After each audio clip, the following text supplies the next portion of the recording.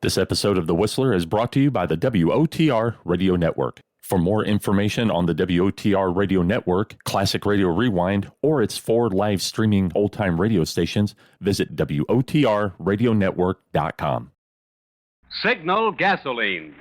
Let every traffic signal remind you do go farther with Signal gasoline. Yes, you do go farther with Signal.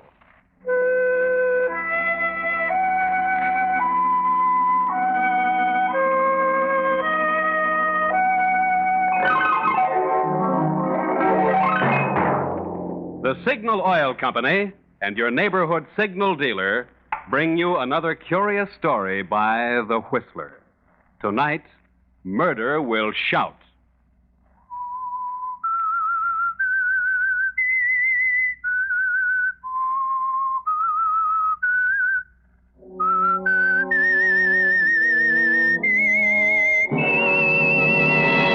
I am the Whistler.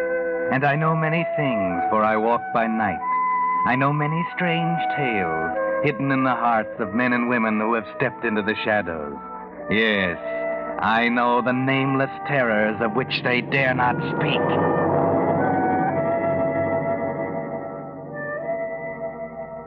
Murder is born in many places, most of them quite ordinary. Sometimes it's born in a smoke-filled hotel room, sometimes around a nightclub table, but more often it begins in a small, secret place, because murder is a secret thing at first. Take, for example, a small, unobserved telephone booth in the back of a chain drugstore, the one in which a small-time racketeer, Peanut Marola, is talking. Well, Peanut Marola speaking. Yeah, I got all that dope. It shouldn't be a tough proposition to swing. The garage is out in the suburbs, in the Oakdale district, where the houses are far apart and everybody minds his own business. Nice place to work. What's that? Yeah, this guy who owns the place, George Kramer, is single and lives by himself out in a little house on 71st Street. Yesterday I counted only 3 cars that stopped in. That ain't enough to buy him a good breakfast. What? Well, the place is plenty big, but empty. Hey, here's an interesting angle I got on it. Seems that some small fry businessman named Albion, if I got the jerk's name right, has got some kind of a mortgage on the place. It might give us some trouble. Huh? Yeah, I'll get busy on it. And I'll call you when I got something definite. Don't worry. It'll be easy pickings.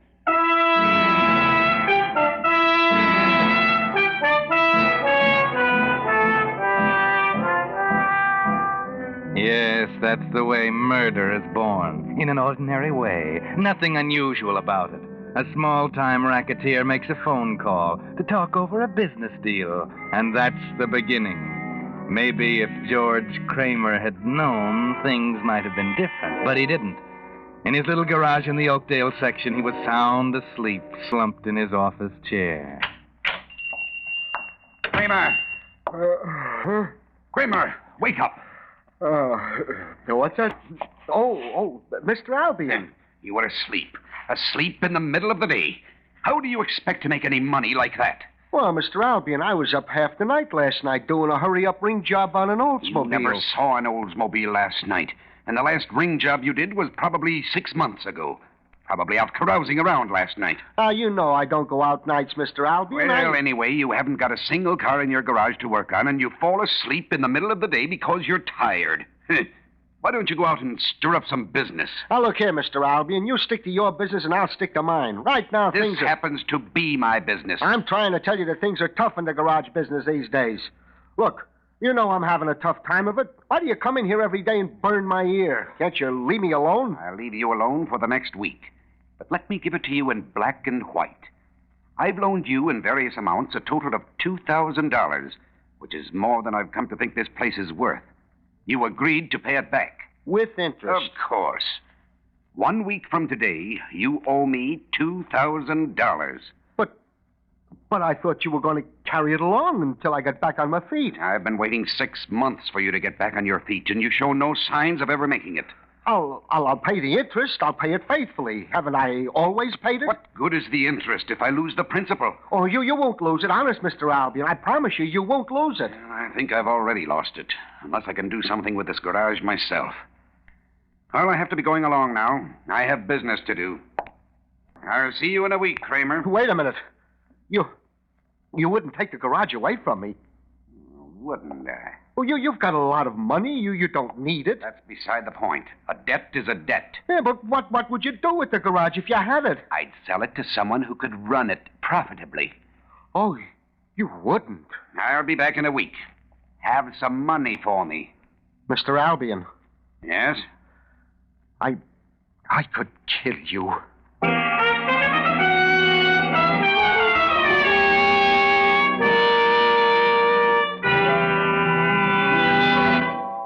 With the prologue of tonight's story, Murder Will Shout, the Signal Oil Company brings you another of the strange tales of the Whistler. But first, I know you Whistler fans will be interested to hear of the growing popularity of this program. The Whistler is now tops on the coast. The latest program popularity survey of all radio programs shows no other single Pacific Coast program has more listeners than the Whistler. Yes, people do know a good thing when they see it, and when they hear it, too. And that goes for gasoline and auto lubrication, too. For 14 years, so many drivers have been switching to Signal products that today, Signal dealers serve 6 western states from Canada to Mexico. But what's of most importance to you is the reason for this swing to Signal. What do Signal products and Signal dealers have that accounts for this growing popularity? Well, throughout 14 years, the name Signal has stood for the absolute top quality in gasoline and auto lubricants. Even now, with certain ingredients reserved for war, Signal's famous Go Farther gasoline is still the finest gasoline that can be made today, with the emphasis still on mileage. And experienced Signal dealers, being in business for themselves, have a real reason for giving your car more thorough, more conscientious service that will keep you their satisfied customer. There you have it. 2 genuine reasons why Signal-serviced cars do go farther. 2 reasons why, when today's cars must last out the duration, your neighborhood Signal dealer is a man you should know, too. And now, back to the Whistler.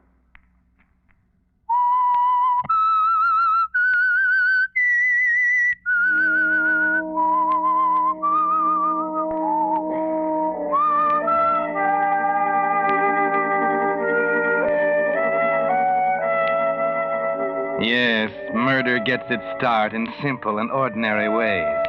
For instance, there's murder in the heart of George Kramer, and once the thought occurs, the next step is easy, if the opportunity presents itself. And in this case, it does very soon, and in the person of Peanut Marola. You, George Kramer? Yeah, that's right. Something wrong with your car I can fix? Not exactly. Got a couple of minutes? Time is all I've got. Good. Mind if I sit down? Well, what do you want? I want to talk over some business. Oh, well, then sit down, by all means. Thanks. Things kind of tough in the garage business these days? Oh, they're not what they used to be. But I managed to get along. But not in the way you used to get along, eh? Not exactly. Look, what are you getting at? Can you use a little ready cash, no references, co-signers, very little collateral? Who couldn't on those arrangements? My name is Marola, Peanut Marola. Oh, I'm glad to meet you. Now, where does this ready cash come in? You sound like a smart man, Kramer. Mind if I talk turkey? Oh, go ahead. I can't lose anything listening. Has Mr. Albion been bothering you lately? How'd you know about him? Well, I kind of looked into things and found out that Albion holds some kind of a mortgage on this place. That right? That's right. How much? $2,000. It's a nice little sum. Keeps you awake nights, doesn't it? Awake at night and asleep in the daytime. Well, if you want to let me, I can fix it so you can sleep at night and spend your days buying expensive clothes. What sort of a proposition is it? Ever hear of the black market? You mean where you buy meat without giving any ration points? No, the black market in automobiles. I didn't know there was one. Well, there is, and it's big time, and there's big money in it.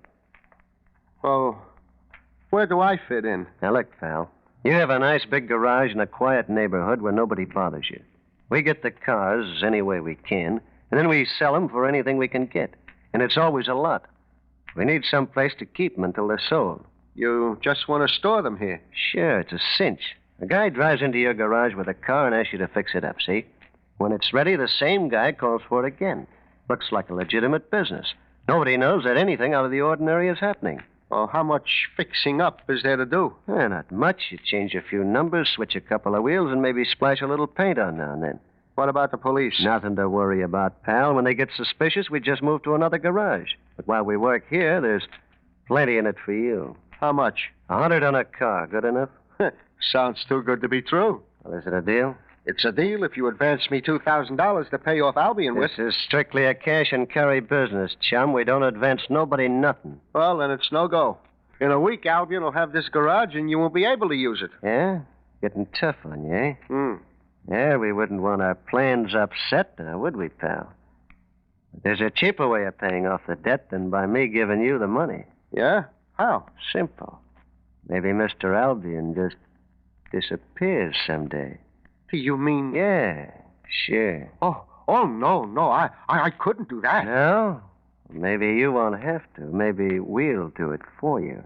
You'll do it for me? Sure. In my business, there's nothing to it. And all your problems would be solved.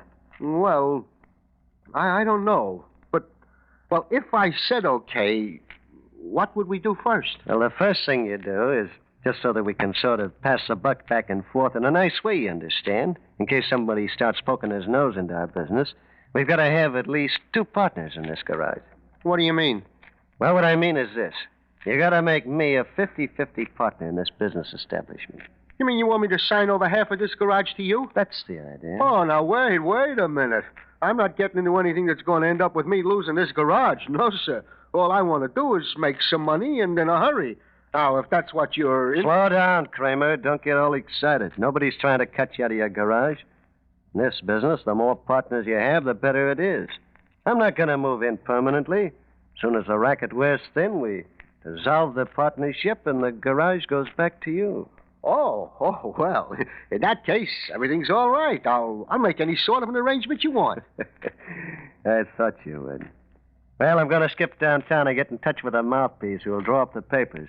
I'll bring him back this afternoon for you to sign. See you later. Marola, just a minute. Yeah? Aren't you, forgetting something? Forgetting what? Mr. Albion. Well, what do you know? I almost forgot about Mr. Albion. Well, don't you worry, pal. We'll take care of him in due time. Look, I know you know your business, but I know Mr. Albion. I've been doing some thinking. I've got an idea. Yeah? Okay, spill it. Well, this guy Albion has a lot of money, but just the same, he's too tight to buy a car of his own, so he always rides the bus everywhere he goes. Now, the end of the Oakdale line doesn't quite reach his house, and he has to walk a half mile along the highway from the end of the line in order to get home. You can't bump a guy in broad daylight on the highway. Oh, you don't have to. Every Saturday night, he always stays in town and takes the last bus home at 2 o'clock. At 2 o'clock in the morning, that half mile of highway he walks is deserted. Yeah, I get it. Quite a setup. All we do is run over him and make it look like a hit-and-run case. The easiest thing in the world. But an automobile leaves a lot of clues behind. Who's worrying about clues? We just pick some car up off the street, use it, and then abandon it somewhere. Let some other sucker worry about taking the rap. Well, I don't want to know too much about it. You just go ahead and handle it in your own way. Wait a minute. Today's Saturday. Yeah. Mr. Albion takes the bus tonight. Okay. Don't worry about a thing, pal. I'll take care of all the little business details. It'll be a cinch. You heard what the man said, Kramer. He said it's a cinch. He ought to know because he's an old hand at this business of getting inconvenient people conveniently out of the way. It's an art the way Peanut Marola does it. The art of murder. Yes, and since it's going to mean so much to you, you should be here to see it. Those two cars parked at the side of the road, waiting for the bus to stop, drop its lone passenger, turn around and head back for town. And when it does, there's a quick flicker of light, and the first car, driven by a friend of Marola's, starts down the road. His headlights pick up Mr. Albion walking along the right side of the pavement. Then, Marola in the second car, the stolen car, starts.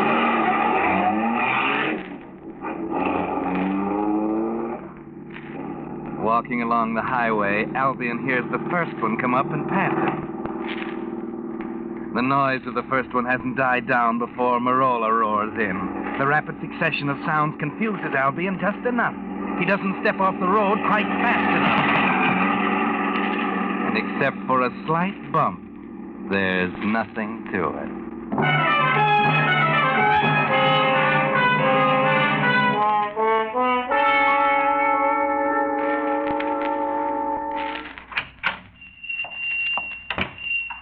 I'm looking for George Kramer. I'm George Kramer. My identification, Lieutenant Clark, Headquarters Precinct. Oh, yes, Lieutenant. You're here about my car. Yes, the car, that's right. You reported it stolen. Yes. Last night I left it parked in front of my house like I always do. I don't have a garage on my property yet. And when I came out to drive to work this morning, it was gone. It was a green Chrysler sedan. License 6G4537. Yes, that's right. I just finished putting on that paint job 2 days ago. Yeah, had it in the shop a week fixing it up. I reported the theft as soon as I could hitch a ride over here and telephone. Yeah, I came right out when we got the report. Funny, we were just checking up on the ownership of your car when you called. You mean you found it already? Yeah, we found it even before you reported it. Do you ever drive out around Miller Highway, Mr. Kramer? Miller Highway? Why, no, I haven't been out that way for months. You weren't driving out there last night around 2. Why, oh, no, of course not. I was in bed, and my car was stolen. Yeah, sure. Well, you may be telling me the truth, Mr. Kramer, and maybe you're trying to be pretty smart. I don't know which, but either way, I think you'd better come down to the station with me.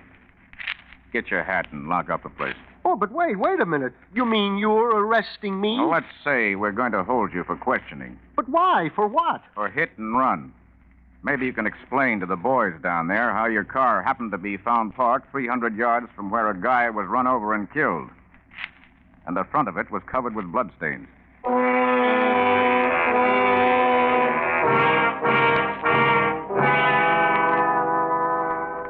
Well, George Kramer, that's what happens sometimes when you think about murder. It doesn't come out just the way you expected it.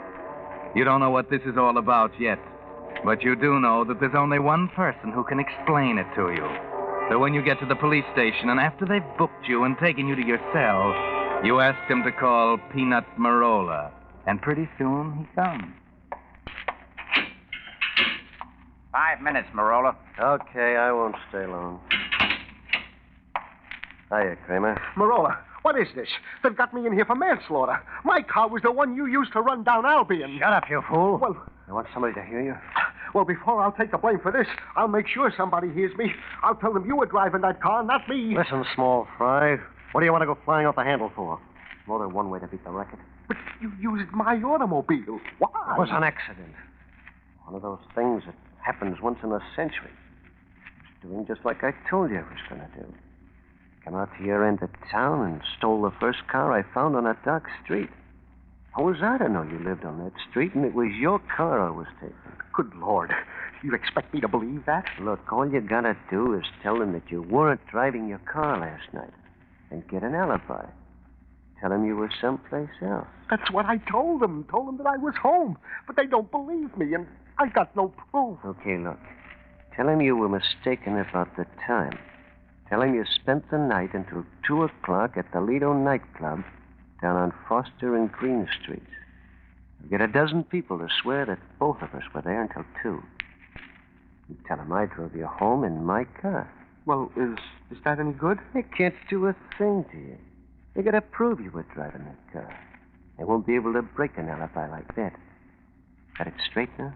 Yeah, I was at the Lido nightclub until 2 with you and some friends. You'll back me up now. Sure, I'll back you up. You got nothing to worry about, pal.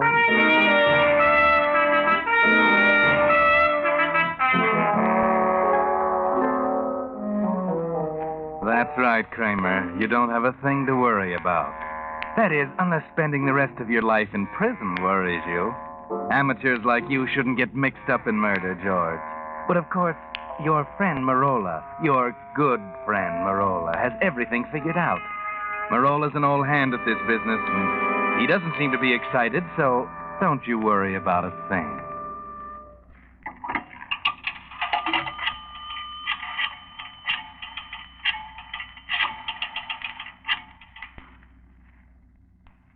Hello?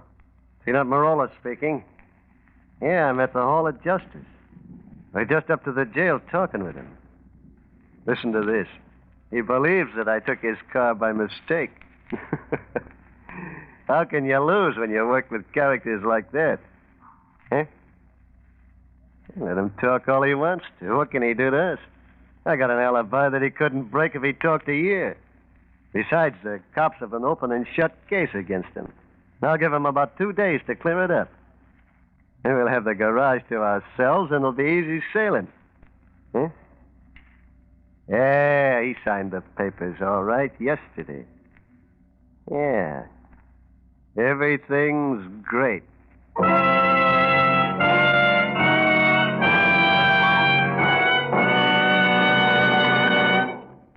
But that's not all of tonight's story. The Whistler will return in just a moment with a strange ending of tonight's tale. Meantime, a question. Have you forgotten anything lately? Just anything? Well, of course, we all forget occasionally. Then suppose you had 32 different things to remember, like the service station operator who lubricates the average modern car. It'd be mighty easy to forget one of those parts, wouldn't it? And you know what that'd mean. Going without lubrication might wear out some vital part, some part you can't replace today. That's why Signal gasoline dealers don't trust to memory when they lubricate your car. Instead, they use the famous Signal check chart, on which the maker of your car lists each part and the exact lubricant it should have. And your dealer isn't satisfied with checking each part against the chart just once. No, sir. He checks each part twice, so not a single part can be overlooked and go without lubricant. And when I say lubricant, I mean the 9 specialized lubricants that Signal dealers use to assure all parts the long, trouble-free life the maker of your car built into them. It's just another example of Signal gasoline dealers' more conscientious service to help your car go farther. Another reason why a good man for you to know today is your neighborhood Signal gasoline dealer. And now, back to the Whistler.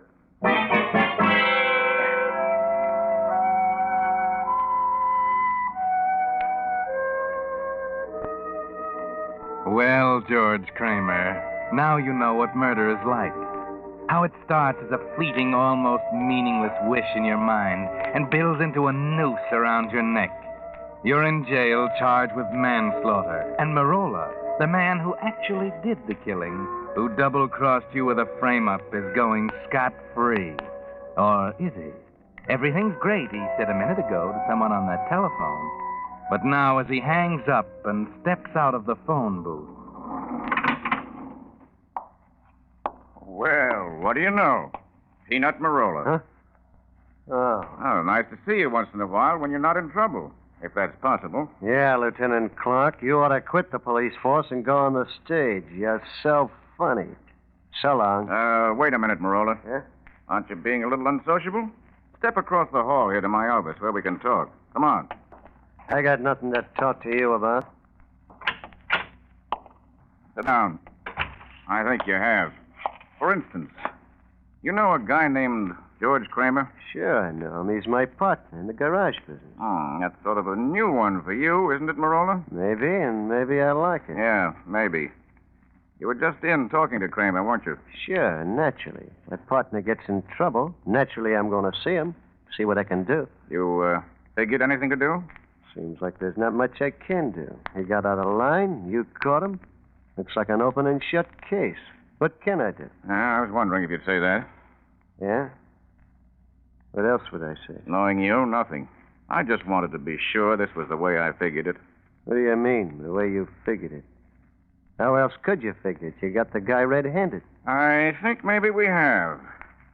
You say you went into partnership with Kramer in his garage? Yeah, sure. He needed some dough, so I bought in. I figured it might be a good investment. Oh, I'm sure you must have. But didn't you know that Kramer already owed another investor some money? Sure, I heard about it. But that was Kramer's own personal affair. It had nothing to do with our deal. Uh-huh. After you talked to Kramer, one of my boys went in to see him. He's changed his story about where he was last night. Says he was with you down at the Lido nightclub until 2. Then you drove him home. He says that? He's nuts. You know the Lido's been closed for 2 weeks. Pulled it up because of the curfew. And I didn't see Kramer last night. I can prove where I was. Sure. I'm certain you can. You always were good at alibis. Hey, listen, Clark. Take it easy. Just a couple of questions more. 1, did you ever drive Kramer's car? Why? Suppose I did. Nothing. I just wanted to check. You see, we found some fingerprints on the steering wheel that weren't Kramer's. I just thought they might be yours. Yeah, as a matter of fact, they might be. I did drive it once. When? Oh, about a week ago. Think again. Kramer's car was in the shop being fixed. Up until 2 days ago. Yeah, I guess it must have been later, a couple of days ago. Yeah, it must have been. Lieutenant Clark. Yeah? Okay, thanks. Well, it's nice you told me about driving the car, Marola. That was the file room. Those were your fingerprints. When I heard you talk to Kramer, I had him pull your prints and check. Okay, so they were my prints. But you got nothing on me. I just said... Okay, so I'm getting sick of this. I told you what connection I got with Kramer. It's strictly business. My partner, see? I got nothing to do with him going out and bumping off a guy he owes money to. So I'm through answering questions. You get me? Now, wait a minute. Just one more. Answer this one, Marola, if you can.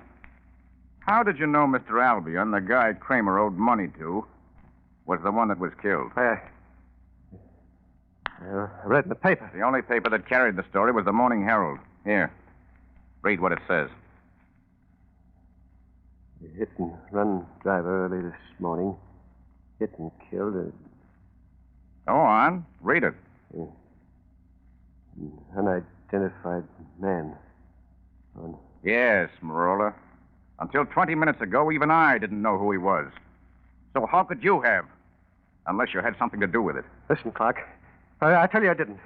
Kramer told me who it was. Yes? Well, maybe Kramer will tell us a lot more when he hears how you've been trying to frame him.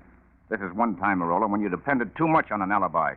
You forgot too many other things, important things, like the fingerprints on the steering wheel. You forgot to find out that it would have been next to impossible for George Kramer to have driven that car last night. You see, he has a very advanced case of night blindness. Rare, but very real. And it prevents him from driving after dark. Now, with his help, our case against you won't be hard to prove.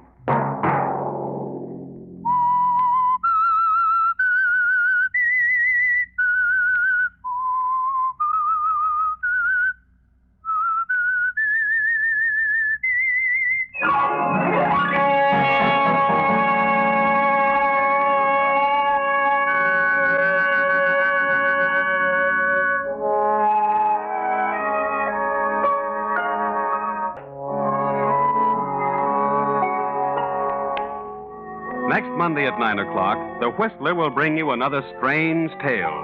The curious story of Checkmate for Murder. The Whistler is broadcast for your entertainment by the marketers of Signal gasoline and motor oil and fine quality automotive accessories and by your neighborhood Signal dealer. This program, directed by George W. Allen, with story by John Hayes, music by Wilbur Hatch, is transmitted to our troops overseas by the Armed Forces Radio Service. Bob Anderson speaking, and suggesting you let every traffic signal remind you do go farther with Signal gasoline. Yes, you do go farther with Signal. This is CBS, the Columbia Broadcasting System.